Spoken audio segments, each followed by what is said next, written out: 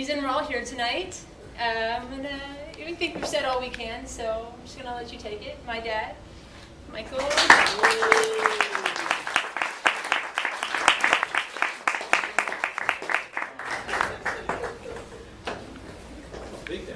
that big enough?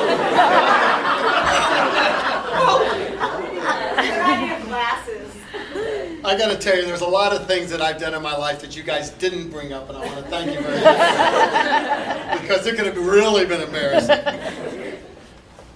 I want you to know that on the first line it says, "It's great to be back in Maggiano's."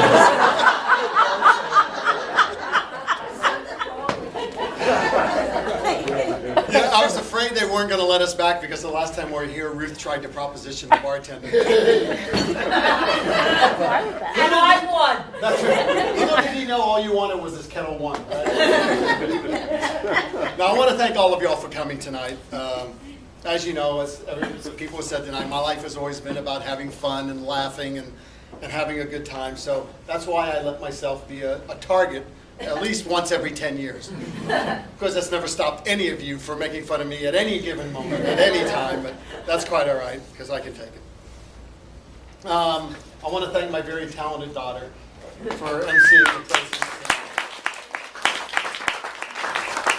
Who knew when she was 5 years old performing in the den in front of me and my friends that she had this talent, this gift for being a ham. Oh, God help us. No, but I'm glad that she's going to be home for a little while, and I know that she's glad to be home, getting away from the hustle and bustle of LA.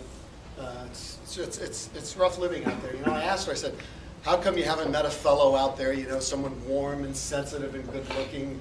And she said, well, Dad, they all have boyfriends. And then there's my son, Ben. I don't know if you all knew it. He spent the summer in Ireland going to school. He majored in pub crawl. And I think he got a PhD. But I don't know, for some reason I've gotten this reputation for being cheap. I don't understand. Do you care? I don't know where it came from. Did you tell me? Now you're doing it. It's a joke. Yeah, right. It's no joke. But before we go on, David, I saw you had an extra helping of salad there. It's $24.95. Hey, Jack Benny made a very nice living, being perceived as cheap, right? So I think I can do all right. All right, 60 years old, it's most of you are already there. Some of you are well on your way, and it's a tough age, right? I mean, we're at the age now where if I've got two choices of doing something, something fun, I'll always choose the one that'll get me home first.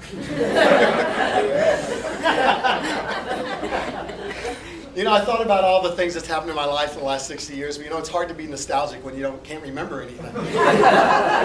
But I do remember a couple of things. Growing up in Texas, most of you have grown up in Texas, but we've all heard and seen a lot of crazy things that our fellow Texans have said and done over the years.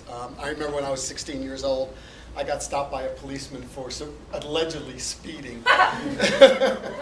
And so I was in a squad car, sitting in the front seat with him, arguing with him about it. And he says, "Boy, are you a Yankee?" And I said, "Well, no, but I'd like to marry one day." And he said, "Well, quit acting like one." And I didn't really know what he meant, but now that I've married one, I do know what he meant. You were 18. I was 18. You were 18, and my roommate from New Jersey was visiting. That's right. That's right. You were a Yankee, and he's going, oh my God. And then a few years later, I was in college, and I was at this party with this girl who was from a small town in Texas, never met a Jew before, and she says, "Now, do you Jews eat any other part of the matzah besides the balls?"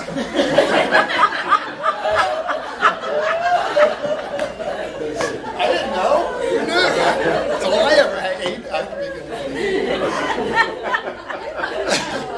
But as you all know, that Annie and I we're celebrating our 25th wedding anniversary, and for our 25th wedding anniversary, we're going to take the pleasure trip of a lifetime, right?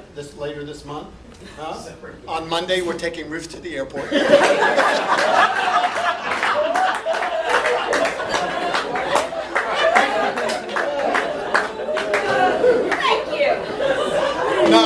Hey, my mother, listen, I know I kid about her, but my mother-in-law is great. She's mellowed in her old age. She's making major changes in her life. You know, just the other day, she was reading about the evils of drinking, so she decided to do something about it. She's giving up reading.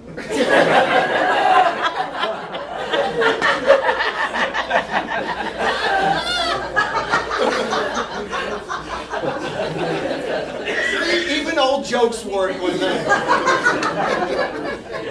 But where would I be without my Annie? You know, I mean, no one else would have put up with me for all these years. You know, for 25 years, our marriage has been quite a roller coaster. I remember when we were first met, and the first time we had sex.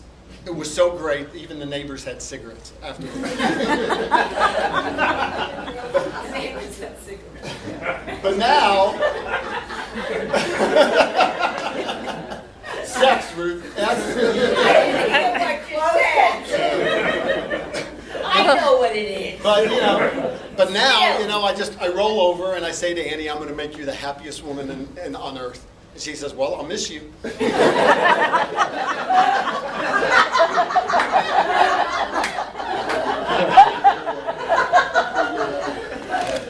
I love being married to Annie because now I have someone special to annoy for the rest of my life. No, but so good at it. but if it's all right with you, Annie, I'd like to pledge another 25 years tonight. Now, for the rest of you mumsers, You guys aren't living till 85.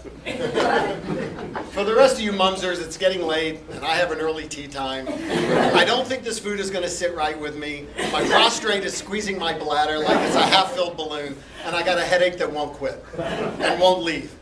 I'm only kidding. She's leaving on Monday.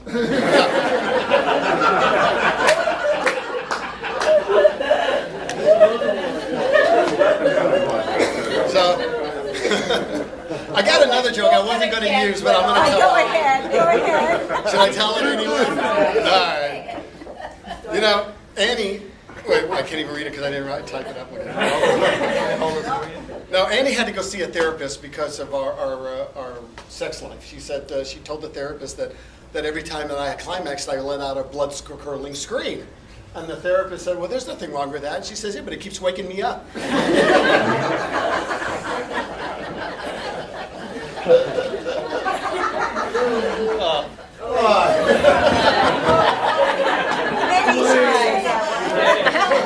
Poor Tom has to listen to these every day, so